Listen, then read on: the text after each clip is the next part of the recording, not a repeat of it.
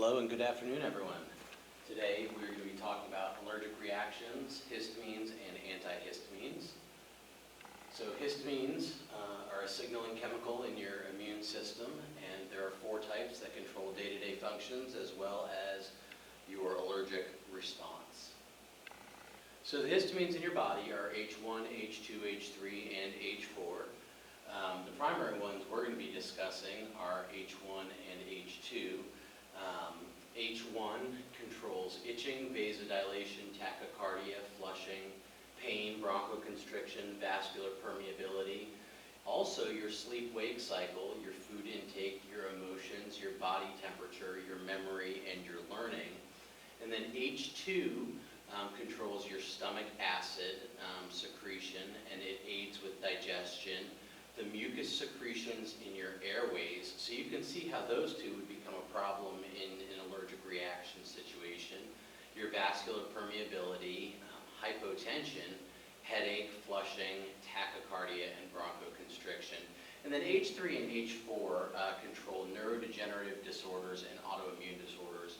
So we're not really going to talk about those in the emergency EMS setting in this situation. So how do allergic reactions happen? Well, these graphics kind of show good representations. So the first time you're exposed to something, you do not have an allergic reaction. The first time that you're exposed to something, which is called an allergen, it stimulates a B cell to produce IgE, which are antibodies, and the IgE sticks to mast cells or mastocytes, which mastocytes have a lot of histamine in them.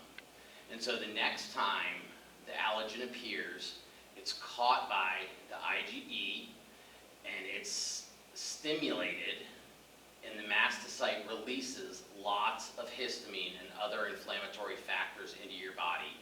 And so depending on how much histamine is released depends on how big that reaction is.